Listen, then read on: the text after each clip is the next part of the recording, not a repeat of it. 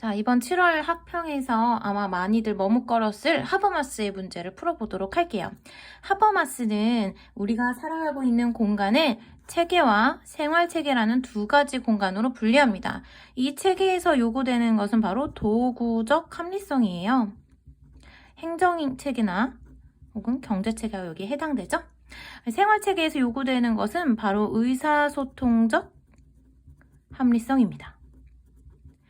그런데 문제는요, 현대사회에서는 바로 이 도구적 합리성에 의해서 의사소통적 합리성이 침식되고 있다는 데 있어요.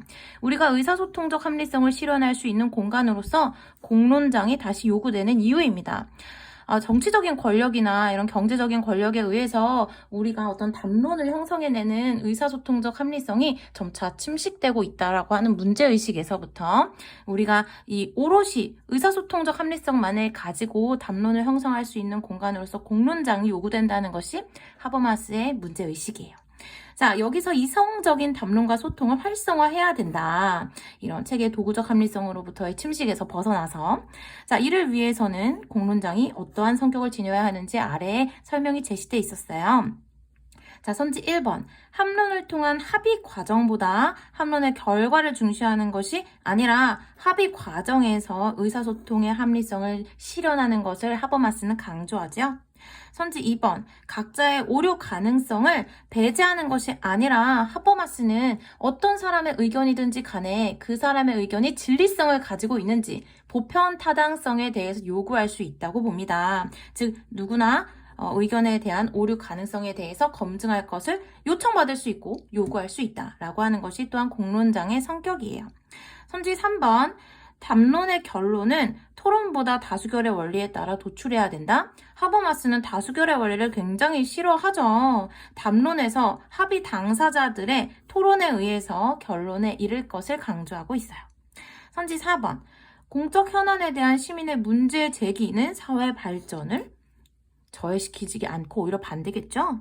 선지 5번. 담론에 참여하는 모든 사람은 반드시 담론 절차를 지켜야 한다. 이것이 바로 하버마스의 입장으로 적절한 내용이었습니다. 자, 그 다음 8번. 갑은요, 직접적 폭력, 언어적이고 신체적인 폭력이죠. 이런 직접적 폭력만을 폭력으로 규정하는 것이 아니라 구조적 폭력이나 문화적 폭력과 같은 개념까지도 고려하면서 적극적인 평화 상태를 추구해야 함을 강조하는 갈퉁의 입장이죠.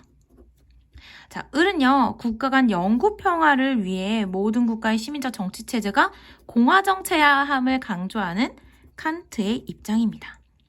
자, 어렵지 않은 문제였는데요. 선지 1번, 물리적인 폭력의 종식이 적극적 평화의 실현을 보장하는 것이 아니라 이런 구조적 폭력, 문화적 폭력까지 모두 종식되어야만 적극적 평화 상태가 이루어져 있다고 이야기할 수 있다는 것이 갈퉁의 입장이죠. 선지 2번, 인간 안보에서 국가 안보 차원으로 평화를 이루어야 한다? 이건 반대였어요. 그리고 이 선지는요, 작년 9월 평가원 모의고사에 출제되었던 선지와 비슷한 맥락이었던 것 같아요. 자, 그 다음 선지 3번. 자발적인 합격 절차를 거쳐 범국가적 정부를 구성해야 된다? 칸트가 영구 평화를 위해 국가들의 정치체제가 공화정이어야 한다고 이야기했던 이유는 바로 독립국가로서의 자율성을 보장하기 위해서였죠. 자, 이 메커니즘이 뭐냐면 이 칸트한테 중요한 것이 바로 이 자율성인데요. 이 개개인의 자율성이 가장 잘 실현될 수 있는 정치체제는 바로 공화정이다. 자, 그래서 합병 절차라느니 어떤 범국가적 정부라느니 하는 것은 칸트 입장에서는 타당한 주장이 될 수는 없겠어요. 자, 그 다음 선지 4번. 각국은 상비군을 폐지하고 국제연맹의 법질서를 따라야 한다. 이것이 바로 칸트가 영구평화를 위한 조건으로서 강조했던 내용과 일치하죠. 자, 선지 5번입니다. 내전적인 국가에 대한 무조건적 외부 개입은 정당하다 라고 했을 때 갈퉁은 평화주의자이기 때문에 물리적인 외부 개입에 대해서 부당하다고 이야기할 텐데요. 자, 그보다 바로 이 칸트 입장에서 이것은 완벽하게 부정되는 선지입니다. 칸트의 입장에서는요, 내전 중인 국가라 하더라도 그 국가에 대해서 개입하는 것은 그 독립국가의 자율성을 침해하는 행위가 될 수 있어요. 단, 칸트는 어떤 국가에서 벌어지는 내전이 그 두 가가 두 개의 독립국가로 쪼개지는 경우라면 이야기가 달라지지만 그렇지 않을 경우, 아직 결론이 나지 않은 경우에 대해서 외부의 개입이 정당화될 수는 없다고 이야기합니다.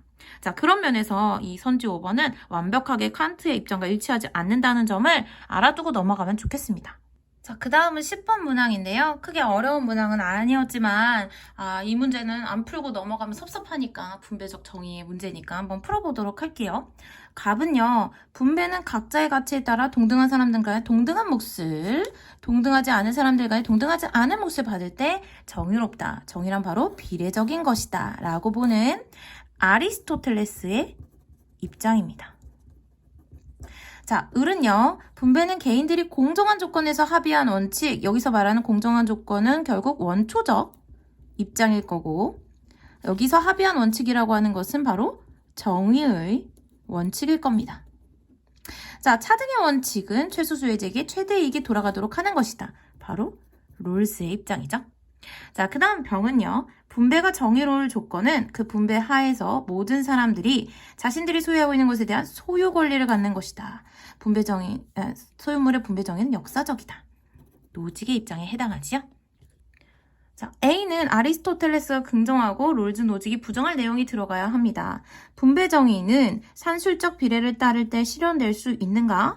이 아리스토텔레스에게 분배 정의는요. 산술적 비례가 아니라 기하학적 비례를 따라야 하는 것이었죠. 산술적 비례의 경우는요. 바로 시정적 정의에 해당하는 내용이었습니다.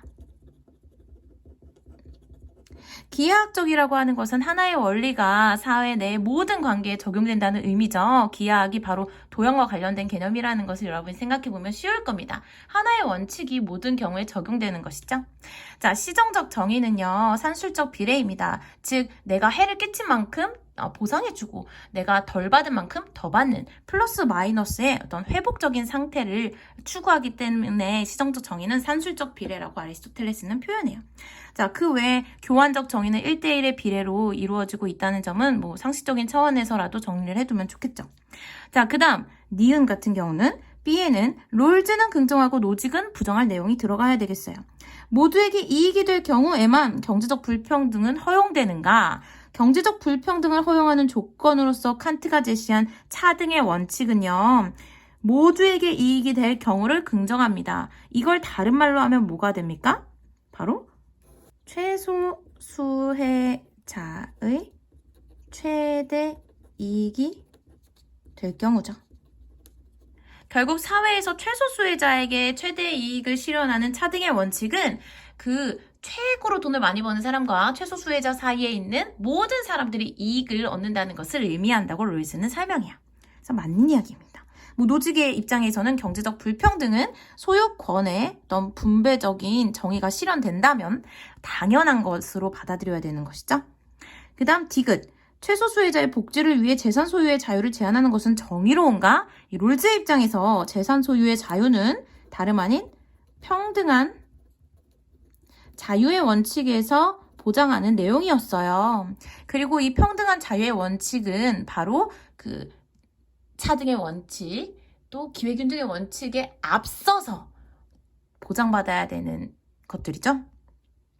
그래서 우리가 이것도 정리를 해놨어야 되는데 축차적 서열이라고 칸트는 이야기해요. 이 축차적 서열이 뭐냐면 결국 사전적 서열하고 똑같은 거예요. 사전을 보면 A부터 A와 관련된 거 다 나오고 그리고 B와 관련된 건 그 다음에 나오죠. 우리나라 사전도 가와 관련된 것이 모두 다 나온 다음에 나가 시작되죠. 그런 것처럼 제1원칙으로서 평등한 자유의 원칙이 보장된 다음에라만 바로 경제적 불평등의 정당화 조건으로서 차등의 원칙과 기회균등의 원칙을 추구할 수 있다고 롤즈는 보고 있는 거예요. 자, 그래서 이거는 맞지 않는 내용입니다. 자, 그 다음 선지 리을. 취득의 과정이 부당한 사적 소유는 교정의 대상이 되는가? 취득의 과정이 부당했다면 당연히 교정의 대상이 된다는 것이 노직의 입장으로 적절한 내용이었습니다. 그래서 정답은 3번이었어요. 자, 그 다음 15번 문제입니다. 사형은 엄격한 보복법에 따라 살인범의 해악성에 비례하여 가하는 형벌이다. 형벌은 다른 선을 위한 수단이 아니라 살인범이 그 범죄를 저질렀다는 사실 자체에 대해 책임을 묻기 위한 것, 그 외에는 아무것도 아니다 라고 보는 것이 바로 칸트의 입장이죠. 그 다음 을은 사형은 사회계약에 참여한 당사자들의 자기보존에 이바지한다. 왜냐하면 사회계약의 목적은 다름 아닌 생명의 보존인데 바로 그러한 생명의 보존을 위협한 살인범에 대한 사형은 우리 사회계약 당사자들의 자기 보존에 이바지할 수밖에 없다. 루소의 생각이죠. 그리고 여기 일반 의지라고 하는 루소 선지의 힌트도 함께 나와 있었어요. 그 다음 병은요. 사형은 범죄 억제를 위한 유일한 재특이 될 수 있을 때 정당화될 수 있는데 사형은 강렬한 인상을 줄 뿐 범죄 억제의 효과는 강도보다 지속성에 있다. 그러니까 사형이 아니라 종신 노역형이 긍정할 만하다라고 보는 사람은 바로 베카리아의 입장이죠. A는 칸트만이 긍정할 내용이 들어가야 해요. 사형은 살인을 저지른 자의 인간성을 존중하는 형벌이다. 그 살인을 저질렀다는 사실에 의해서 그 사람이 그 자신이 다른 사람을 수단으로 이용하는 데 자율적으로 결정했다는 사실, 그로 인해서 박탈된 그 사람의 인간성을 회복하기 위한 책임의 과정이 바로 칸트에게는 형벌의 의미가 되겠습니다. 그래서 칸트에게만 해당되는 내용으로 맞죠. 그 다음 선지 니은은, 보기 니은은 국가는 살인범의 생명을 박탈할 수 있는 권리가 없다고 주장하는 베카리아의 입장으로 아주 적절한 내용이죠. 우리는 사회계약을 통해서 사형에 동의한 적이 없다라고 하는 것이 베카리아 입장의 핵심적인 부분이었어요. 루소는 우리가 사회계약의 목적을 위해서 사형이라고 하는 것을 할 수 있다라고 보죠. 살인을 저지른 자를 추방하거나 사형에 처함으로써 사회계약의 목적을 우리가 다시 이렇게 보존할 수 있다, 보장할 수 있다. 사회계약에 참여한 사람들의 그런 생명을. 그런 것이 루소의 입장이라면 베카리아는 우리는 사회계약을 통해서 사형에 동의한 적이 없다라는 점을 들어서 사형이 부당하다고 주장하고 있어요. 자, 그 다음 C는요. 이 루소와 베카리아의 공통점이어야 하는데요. 형벌이 범죄자에게 고통을 유발할지라도 정당화 가능하다라고 하는 것은 칸트에게도 해당되는 내용이죠. 그래, 고통을 유발할지라도 그보다 더 큰 선을 위해서 형벌은 정당화될 수 있지, 공리주의 입장에서. 그런데 칸트의 입장에서도 고통을 유발하든지 말든지 형벌은 그 범죄자의 인간성을 회복하기 위한 과정으로서 정당화 가능하다는 것이 칸트의 입장입니다. 자, 마지막. 형벌의 목적은 범죄 피해로부터 구성원을 보호하는 것이다. 일단 칸트에게 해당되지 않는 내용이죠. 칸트는 형벌의 목적이 다른 데 있는 것이 아니라 범죄를 저질렀다는 사실, 그리고 그로 인해 박탈된 그의 인간성, 그의 인간성을 회복하기 위한 책임의 과정입니다. 자, 그렇기 때문에 이번 문제의 답은 1번이었습니다.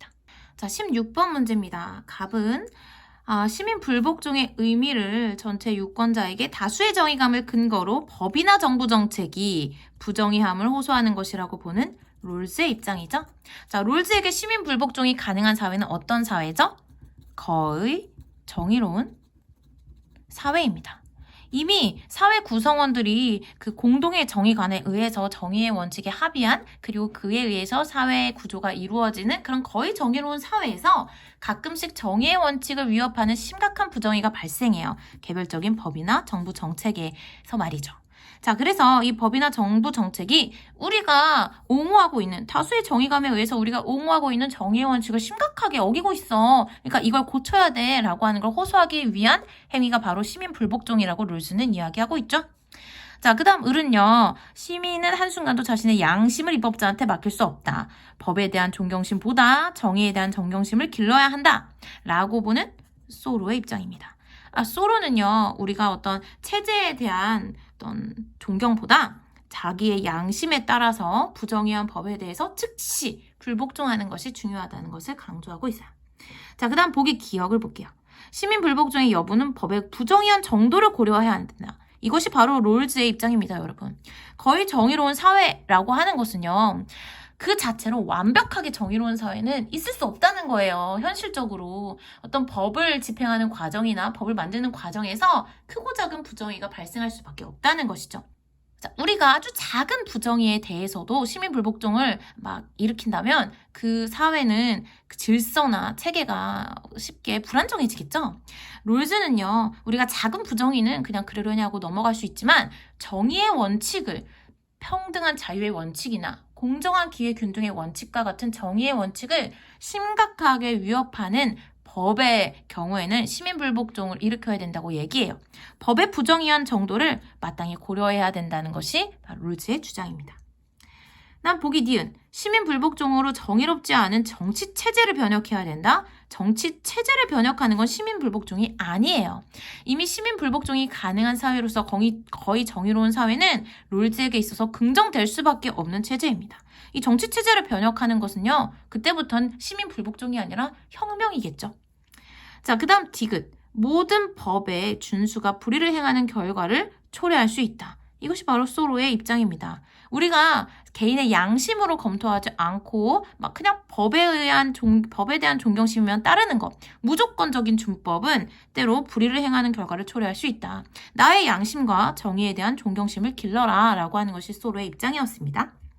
자, 그 다음 리을. 시민불복종은 합법적 방법이 실패했을 때만 행해야 한다. 이것은 바로 롤즈에게만 해당되는 내용이죠. 최후의 수단으로서만 시민불복종이 긍정될 수 있다는 입장은 소로에게는 해당되지 않습니다. 소로는요, 양심이 이 법은 잘못됐어 라고 말하는 즉시 그 법에 복종해서는 안 된다고 주장해요. 마지막으로 19번 문제를 풀어보도록 하겠습니다. 자, 갑은 평등의 원리를 이야기하면서 동일한 고통은 똑같이 취급해야 된다. 쾌고감수 능력이야말로 이익관심을 위한 유일한 기준이며 우리는 이런 이익관심을 가지는 존재들의 고통에 대해서 평등하게 고려해야 된다. 라고 보는 싱어의 입장입니다. 을은요. 일부 동물들은 삶의 주체로서 도덕적 권리를 갖는다. 레건이네요.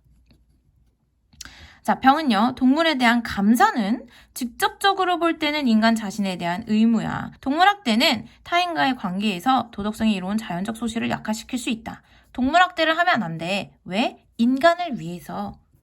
칸트의 입장입니다. 자, 갑은 싱어고 을은 레건이고 병은 칸트입니다. 자, 그럼 먼저 A는 싱어의 입장에서 레건에게 할 수 있는 비판이어야 해요. 이익을 평등하게 고려해야 된다? 이거 싱어의 입장 맞는데요? 하지만 싱어는 모든 생명체가 도덕적 고려의 기준이 아니죠. 자, 그 다음 B는요. 레건의 입장에서 싱어에게 할 수 있는 비판이어야 됩니다. 동물은 인간과 마찬가지로 기본적 욕구를 지녔는데 그것을 간과한다? 싱어는요. 이런 욕구를 느끼고 감각을 가지고 있는 존재로서 동물이 도덕적 고려의 대상임을 강조하고 있죠. 이것을 간과했다는 표현은 옳지 않은 것 같아요. 자, 그 다음 선지 3번은 칸트의 입장에서 레건과 싱어에게 할 수 있는 주장이어야 됩니다. 오직 인간만이 도덕적 의무를 따를 수 있는 존재야. 자, 여러분 이거 별표 쳐놓으세요. 인간만이 도덕적 의무를 따를 수 있다라고 하는 것은 바로 도덕적 행위를 할 수 있는 능력자는 오직 인간이다 라고 하는 주장과 같죠? 그리고 오직 인간만이 도덕적 행위를 실천할 수 있는 능력이 있다 라고 하는 것은 모든 윤리학자들의 기본적인 관점입니다. 단 이런 인간이 어디까지를 도덕적 행위의 대상으로 봐야 되느냐가 바로 이 동물과 관련된 이 윤리 사상의 핵심적인 차이점이에요. 자, 그 다음 선지 4번. D는요.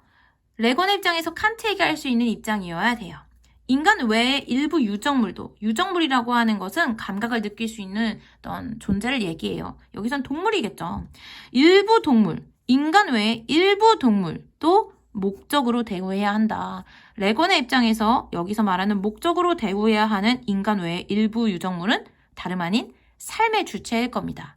자, 그런데 칸트는 오직 인간만이 목적으로 대우해야 한다. 오직 이성적 존재만이 목적으로서의 가치를 가진다고 보는 인간 중심주의의 입장을 취하고 있죠. 레건의 입장에서 칸트에게 할 수 있는 비판으로 적절합니다. 야, 삶의 주체까지 목적으로 대우해야지 라고 칸트에게 이야기할 수 있겠죠. 자, 그 다음 F는요. 싱어의 입장에서 칸트에게 할 수 있는 비판이어야 합니다. 동물은 인간과 똑같이 대우받아야 하는 존재인데 그걸 간과해. 자, 여러분 이건 그동안 선지에서 굉장히 많이 나왔어요. 동물과 인간의 고통을 똑같이 동일하게 고려한다는 것. 고통을 동일하게 고려한다는 것, 고통에 대해서 도덕적으로 동등하게 대우한다는 것과 동물과 인간이 똑같이 대우받아야 된다, 결과적으로 하는 것은 완전히 다른 차원이죠. 우리가 돼지나 닭의 고통을 고려해서 그들의 어떤 사육 환경을 개선할 수 있죠. 싱어의 입장에 따르면. 하지만 돼지나 닭의 고통을 고려한다고 해서 우리가 돼지나 닭을 학교에 보내진 않아요. 자, 그래서 19번의 정답은 4번이라고 보겠습니다. 저는 사실 학력평가를 좋아하지 않아요. 하지만 학력평가 문제를 여러분들이 잘 풀어낸다면 평가원에서 만들어내는 수능 문제도 더 간결하게 풀어낼 수 있습니다. 그래서 제가 했던 해설의 내용에 대해서도 보완할 점이 있다면 댓글로 알려주면 좋을 것 같고요. 또 기타 질문이 있다면 여러분 댓글을 많이 활용해주세요. 자, 그럼 전 이만 퇴장할게요. 안녕!